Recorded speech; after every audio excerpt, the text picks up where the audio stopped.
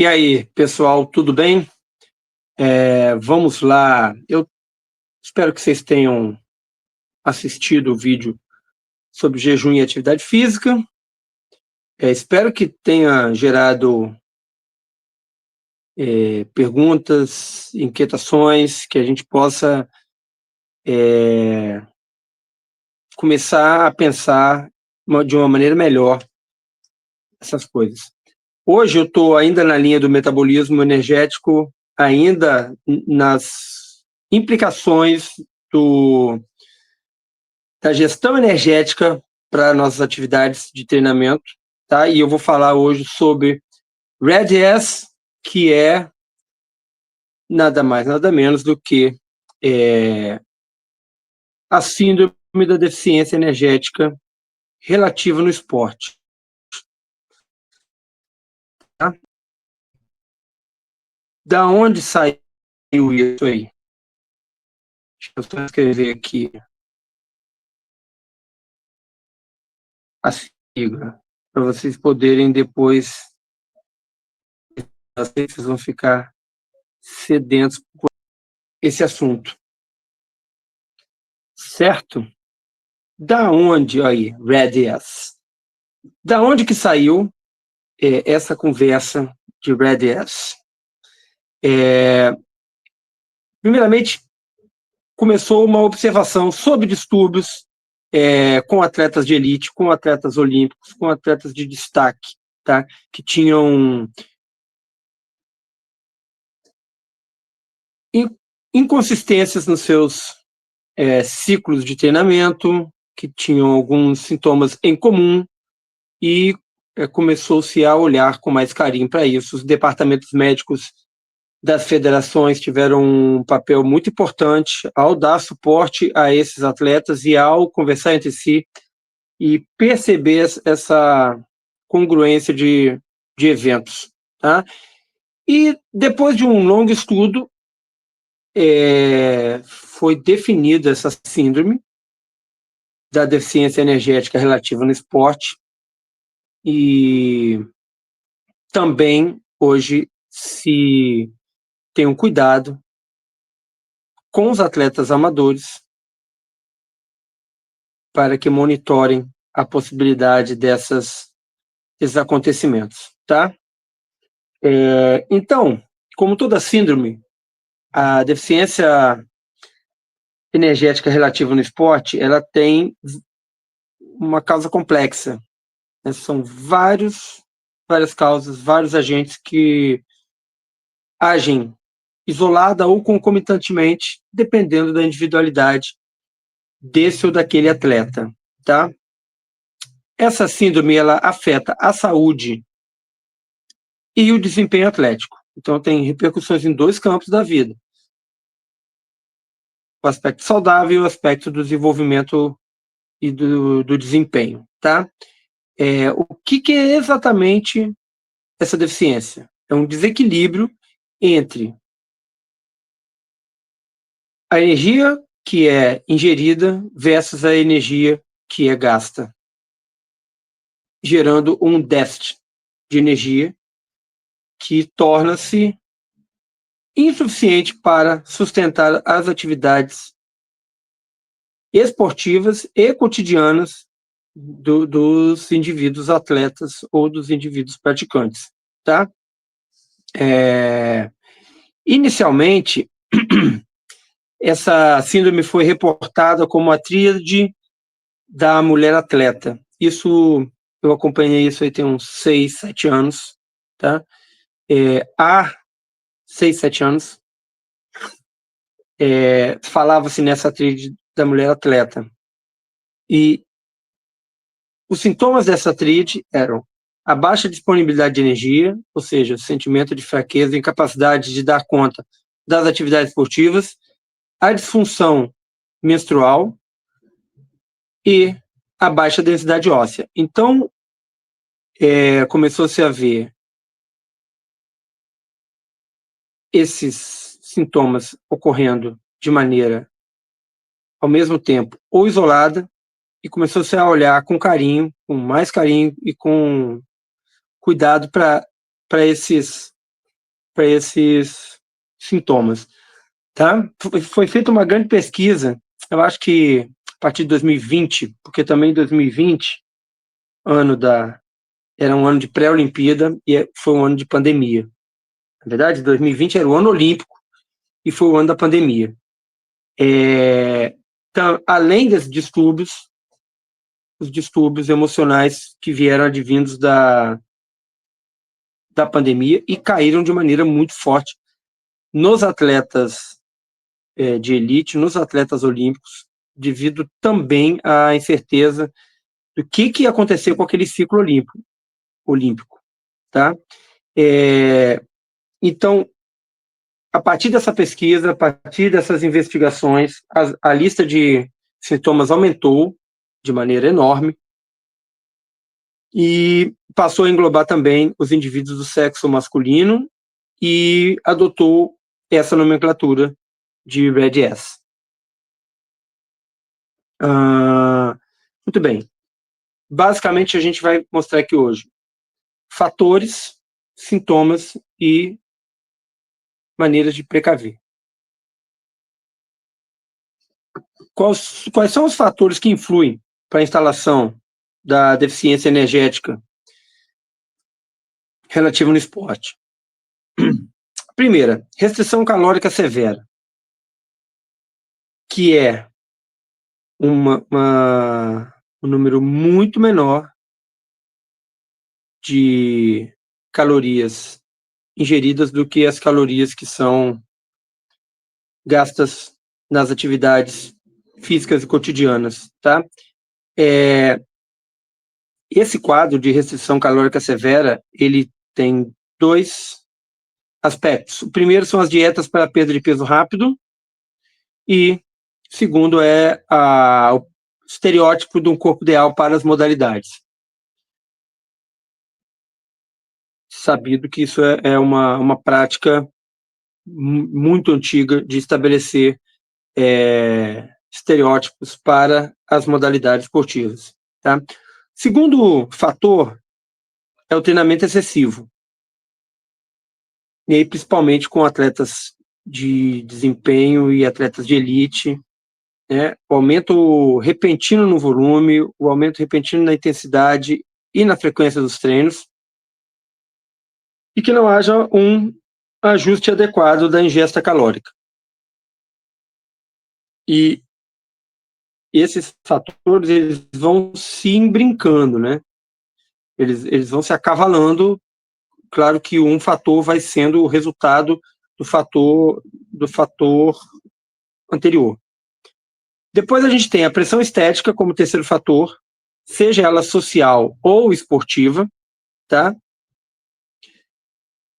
A pressão estética de ter um corpo compatível com o esporte que pratica, além das pressões estéticas sociais que cada um já se coloca, tá? E isso gerando práticas inadequadas de gestão de energia, de gestão de ingesta calórica, de gestão de nutrientes em geral. Não só calorias, mas também nutrientes.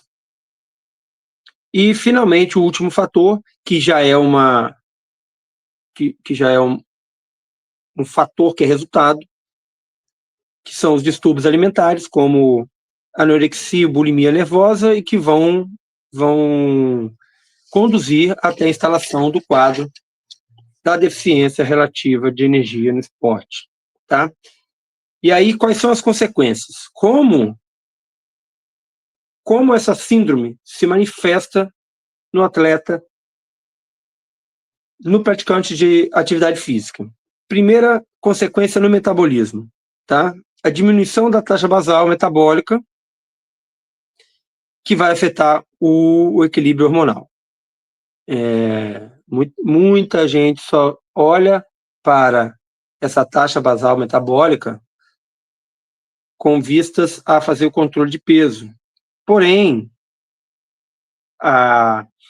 o bom funcionamento hormonal do nosso corpo, ele depende dessa taxa tá ótima, tá adequada, e depende também de nutrientes que a gente vai ingerir e depende do tipo de atividades, da intensidade e do tipo de atividade que a gente vai fazer, tá? Segunda consequência é na função menstrual, que, devido ao desequilíbrio hormonal, vai ser alterada, tá? Com ciclo irregular, ou seja, os ciclos passam a não ter 28 dias e ter uma desregulação, né, nessa duração do ciclo menstrual. A amenorreia, que é a cessação do sangramento, que indica que também que cedeu a ovulação, né, cessou a ovulação, o processo de ovulação, que é um descompasso hormonal, e, em consequência, a infertilidade. E aí, no homem também, a gente está falando de função menstrual, mas poderíamos falar de função reprodutiva, e também no homem há uma queda das funções características sexuais e também, com isso, um impacto na infertilidade. Tá? Terceira consequência, terceiro impacto, na saúde óssea, onde se observa a diminuição da densidade óssea, que também é regulada por um conjunto, um coquetel, um cenário de hormônios, entre outras coisas, hormônios e vitaminas e minerais, tá? E aí, aumentado o risco da osteopenia, da osteoporose e das fraturas por estresse. A gente sabe que em muitas modalidades existe o risco sempre de desenvolver mecanismos repetitivos e com a queda da densidade óssea, a incidência de fraturas por estresse vai ser muito observada, tá? O quarto impacto é na imunidade. Então, diminui o aporte calórico, o sistema imune, ele é dependente de carboidrato, ele é dependente de um cenário hormonal, com alterações nesses cenários, existe a queda da imunidade, aumento nas infecções e aumento nas doenças, que vai diminuir a consistência dos atletas nos seus ciclos de treinamento. O próximo impacto é na saúde cardiovascular, onde vai ter alterações na frequência cardíaca, alterações na pressão e na função cardíaca, e aí também muito impactados pela desregulação dos elementos aí, minerais, cálcio, sódio, potássio, magnésio. Quando a gente pensa em restrição calórica, com a restrição calórica vem uma queda nutricional, né? Porque quando você tira a caloria, você tira fontes de vários nutrientes. Então, você tem um desequilíbrio calórico, mas ele traz um desequilíbrio nutricional a cavalo aí. Próximo impacto é na saúde mental, onde aumenta as incidências de ansiedade, depressão, aumenta os casos de irritabilidade e podendo até evoluir para outros transtornos psicológicos. E, finalmente, o último impacto é no crescimento e no desenvolvimento, e aí, nos atletas em formação, que são as crianças e adolescentes, pode haver prejuízo no crescimento e no desenvolvimento dos adolescentes, e para nós adultos, o impacto maior aí, nesse aspecto de crescimento e desenvolvimento, é no prejuízo da regeneração dos tecidos, que a gente precisa fazer em todo o nosso pós-treino. Vai iniciar um processo de regeneração, é necessário durante o exercício que haja um desgaste geral para sinalizar essa renovação, e na hora de se fazer a renovação, se você não tem nutrientes necessários, você vai ter um impacto negativo, que é desde de retardar o processo de regeneração celular,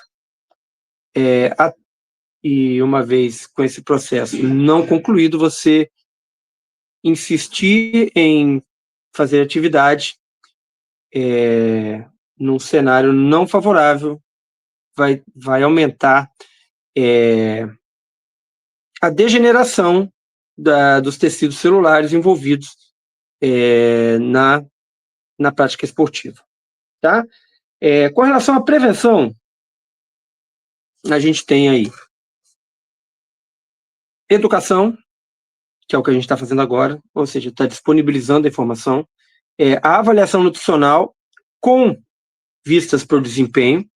Volto a falar, hoje, no mundo do esporte amador, muito mais do que 70% se mantém aderidos na atividade por questão de controle de peso. Porém, volto a falar, vou falar em outro vídeo, que as abordagens para perda de peso que vocês têm acesso, elas não são pensadas nas práticas e de treinamento que vocês fazem. Então, é preciso que a orientação nutricional de quem pratica atividade física, de quem pratica mais de 3 vezes atividade física na semana, seja orientada para o desempenho e não para a perda de peso da maneira como que é feita para quem não faz atividade física. Tá?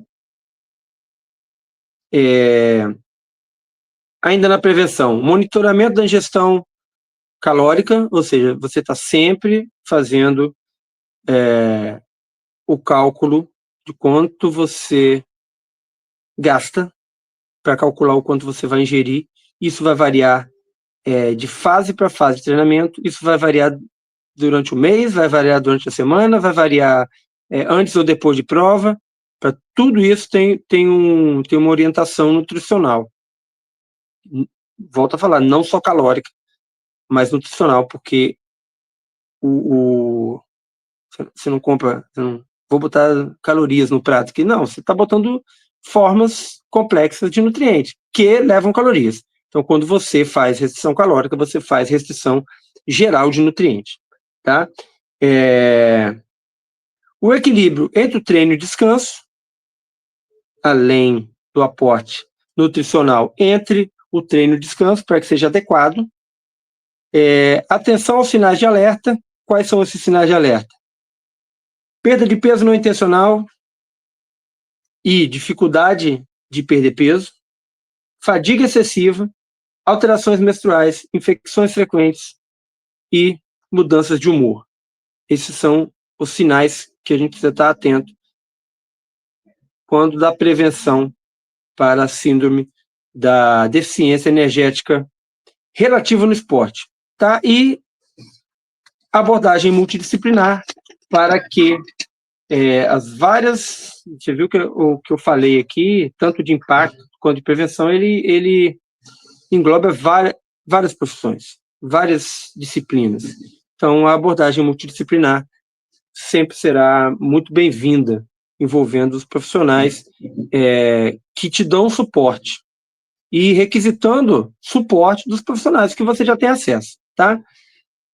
O tratamento, uma vez instalada a deficiência energética relativa no esporte, vai circular em 4 eixos: o aumento da ingestão calórica, né, obrigatório, a redução do treinamento quando necessário e, se possível, por exemplo, quem está chegando aí nas portas de uma competição importante, vai precisar enfrentar de alguma maneira esse ciclo, para encerrar esse ciclo, para aí sim fazer um ajuste no treinamento, se necessário.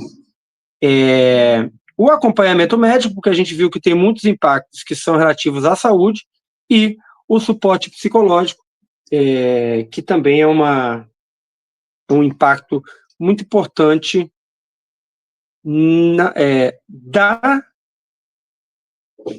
da deficiência energética no indivíduo e na rotina esportiva do indivíduo, que também alterações na rotina esportiva vão gerar impacto psicológico, impacto mental no praticante, tá? Então, esse é o quadro geral. Sugiro que vocês se informem de vez em quando, fiquem atentos para essas questões, para essa questão, façam reflexões das suas práticas acerca disso e, mais uma vez, quando necessário, está aberto o fórum de discussão, tanto pelos comentários quanto pelo contato individual com o treinador. Lembro que esse vídeo ele faz parte da biblioteca de informação da nossa assessoria esportiva Ômega, que eu, Emílio Santana, o conduzo, e eventualmente alguém que não é da assessoria vai ter acesso a esse vídeo, porque o vídeo fica aberto no canal do YouTube. Então, o fórum de discussão, de informação está aberto aí. Obrigado a todos vocês, bons treinos, e eu volto em breve com um vídeo falando sobre